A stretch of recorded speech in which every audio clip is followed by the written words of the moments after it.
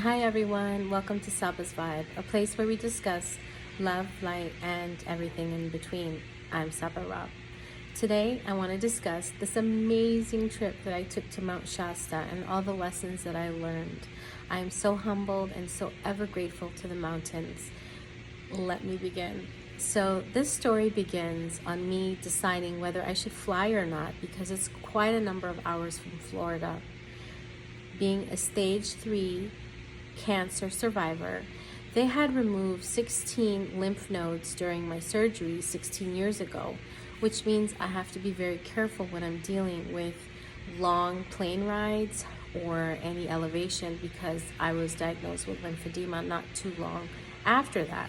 And that's basically where your lymph nodes are removed and then your lymph has to pretty much move around without 16 of those nodes. So I'm very careful. I wear a compression sleeve. Even when I take all the precautions necessary, a long airplane ride could really stress me out. So I had to really decide, am I ready to take this trip? Long story short, I took it and I'm so ever grateful that I did. Lesson number 1, believe in yourself. I really didn't know if I could do it. First of all, for me to sit still for that long is major. I just slipped right into meditation. Before you knew it, I got there. Number 2, there is no Uber, there is no car rental in this town. And I would have had to have flown in during the daytime to be able to have rented a car, but that didn't happen. I didn't fly until 11 o'clock at night. The airport was about an hour and something from where I was staying and where my reunion was to meet my tribe. So I had to, make a decision on renting the next day, but spending crazy amount of money to get back out of town, to get to the car rental, or just deal with it. So I chose to go ahead and walk. And that's another thing. I wasn't a big walker. I was walking about 6 to 7 miles a day. That was big for me. And that was another reason why I'm so grateful to the mountains, because I never would have thought that I could have done 6 to 7 miles a day. I'm glad I chose not to go through the extra hoops to get to a car rental out of town. Now, the real challenge was hilarious. I had the full intent to meet my QHHT family. Look that up. Trust me, it's amazing stuff. But my tribe, I call them. I had to meet them there, and I wanted to do a meditation for a few days and kind of quiet my mind and just relax for a few days prior to the reunion.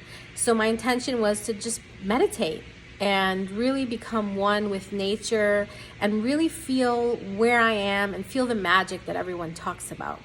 That wasn't what the mountain had planned for me. Remember, I didn't have a car rental. So this was also a first experience where I didn't rent a hotel. I rented my first Airbnb. I didn't know that you need to see if it has a washer and dryer or not. So I packed according to me assuming that I would have a washer and dryer there for me at the Airbnb and I could just wash my clothes. It didn't have a washer and dryer. So another lesson I had to learn was you can walk, do your laundry, sit there, wait, walk back, etc. So I had to do exactly that. Mind you, I wasn't prepared. My phone was dying. I didn't know how to get back to my Airbnb. I had to walk out there and it looked like it was about to rain, but I needed to have my clothes washed because guess what? Another lesson. The toilet kept overflowing, okay? So there was this whole sloppy mess that had to keep getting cleaned up. I didn't have my husband or my family to help me. I had to be a big girl and take care of this. My roommate who was renting, using the other room, she was actually in class, so she couldn't help me. So I had to take care of this all on my own. Before you knew it, I had spent about 2.5 days doing things that I had no idea why I was just in this situation and why I had to waste my time doing that, because I really wanted to go join the mountains and enjoy the view and just meditate. I truly felt like the Karate Kid when that kid had to wax on, wax off, wax on, wax off. And he didn't know why he was doing that, but he was actually preparing for something. Those were lessons that he was learning. And I feel like, hilariously enough, the mountain was prepping me. It was saying, no, listen, little girl, we need to humble you. You're in an instant gratification world back home. You can press the button and get food to you. You can press the button and get a car to you if your car is not available. You can press the button and just use your washer and dryer. We're gonna humble you a little. Never in my wildest dreams would I think that I would be in a situation in a different town without washer and dryer, without a car, without being able to get Uber Eats, okay? So to know that I can actually humble it down and really quiet it down in my mind, because that's what it ended up doing. After the second or third day, I was just kind of like, all right, what is this mountain trying to teach me? What am I trying to learn here? And it really was amazing, because I laughed the whole way to the laundry. And then when I almost got rained down, well, it started raining on my way back with clean laundry, I was just laughing the whole way, going, this is hilarious, this is awesome, like, I love this. And I couldn't understand why I loved it, but I just loved it because it was so funny. And I had to laugh. What am I gonna do, make a miserable day out of it? No, it was just awesome. Learning to depend on myself and to say, hey, it's okay, you can do this, was all that I needed to know. And that's all I had, is to just depend on myself and to know that I can do this. I definitely did learn a lot more from the mountain. The other thing that I learned was I can handle altitude. The other problem I have with lymphedema is, with lymphedema, I can't really go into these higher altitudes, and plus I get nauseous, and plus, right? So I was so surprised. I went up those mountains, and again, I was able to do it. I trusted and I believed, and I was able to handle the altitude, able to handle the energy, just being able to handle the oxygen changing, being able to not worry about, am I going to get nauseous sitting in the back seat going up these windy roads. Like, there was a couple times where I thought I'm going to lose it, but I made it to that mountain. And I cried. It was so beautiful. You know, I think it was just a cry of like, hey, I'm actually able to stand up on my own 2 feet. Really, after the cancer, I'm able to fly this long distance. I'm able to walk these long distances. I'm able to depend on myself. I'm surviving having to do the laundry and walking long distances. Just being able to step out of my bubble and to really realize that, hey, you can do this. It's okay. And it sounds probably really, vain or something, that, oh wow, I can actually walk and do my laundry. But you have to understand, for everyone, it's a learning lesson. For me, it was a major learning lesson to really feel that independence of, hey, I'm in a city, I can't get Uber Eats, and it's raining outside, and if it doesn't stop raining, I'm not going to be able to walk and get myself food, and I'm just going to sit here hungry the whole day, just because I can't get to somewhere to eat. And it was fine. Like, it wasn't the end of the world. I was so used to, whenever I needed to eat or get a cup of water, I just went and got it. But, the mountain was teaching me patience. It's a really nice, cute area, but it's not heavily commercialized. And I love that about Mount Shasta, is that it's just not abused. So if the cost of me not having the Uber was being able to get in touch with myself and really get in with nature while I'm walking, trying to avoid the rain, or walking out in the sunlight and trying to avoid irritating my arm, it was worth every moment. I have to say that I laughed a lot. I cried, but when I cried, it was definitely a cry of like, I can't believe I'm here. I'm on this mountain. 16 years ago, I honestly thought I wouldn't have made it. And the more I step out of my shell with my tribe, QHHT, and doing these little trips and just stepping out of the box and really getting to know who I am and being okay with stepping out of that shell and not being afraid anymore, is so liberating.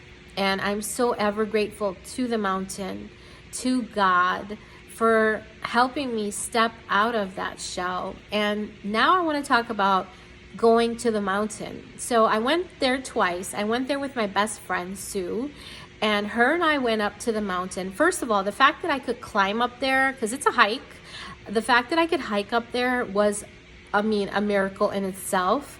And then two, when I got there, I really didn't understand where I was. Like, if someone were to tell me, imagine heaven, I could never have imagined something so beautiful. So that being said, just to take all that in through my eyes, to feel the wind, to, I don't know, just like senses that I didn't know I had were just like, I just feeling this beautiful space of the mountain. And we had a guide with us, and the guide was so sweet. She was adorable, and she was just kind of walking us through the trail, and she knew it like the back of her hand, and it was so beautiful.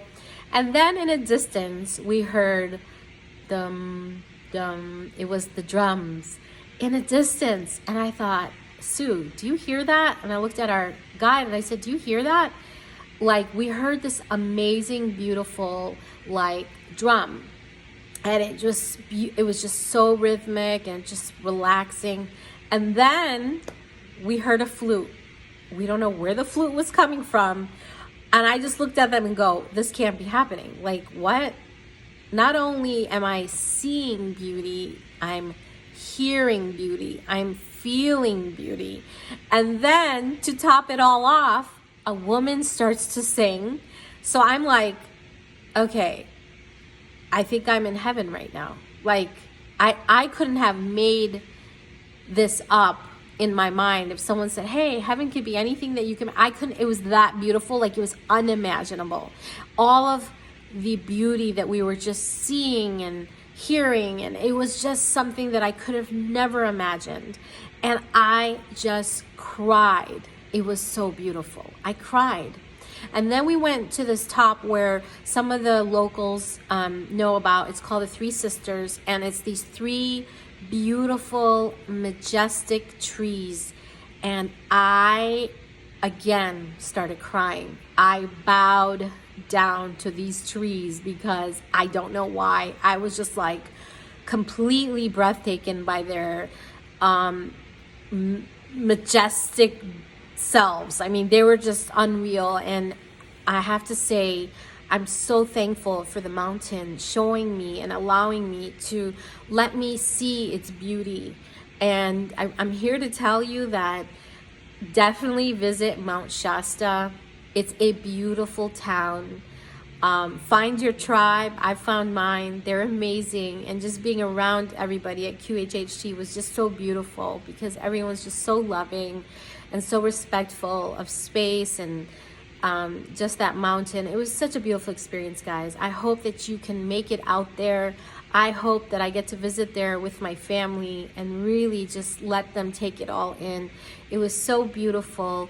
I'll probably do another video on what we did when we were up there, all of us, because I took another trip with my tribe and we did some meditation. It was beautiful. It was amazing.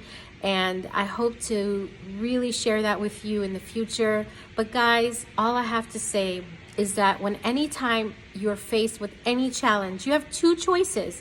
You can either say, hey, what is this trying to teach me? Or fight and become miserable and make everyone miserable around you. And I chose, with the challenges of the toilet overflowing and having to walk everywhere and sometimes being able to get a meal because the rain would hinder me from leaving my place, or just all the wonderful things that I had to go through. I'm so thankful. I'm so blessed that I was in those positions, because it taught me strength. It taught me courage. It taught me to believe in myself just a little bit more, that I could do this. And now I'm actually sitting down and planning a bigger vacation here. So hopefully I'll have enough courage to do this one.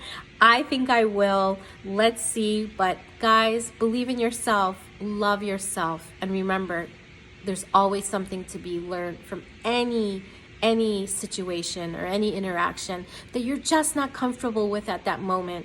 Just sit down, think, close your eyes, and step into it. It's there. It's there. Just look for that moment. And that's what I did. And thank you so much, Mount Shasta. You guys were amazing. The mountain was amazing. And to my tribe, I love you guys. Much love. Take care.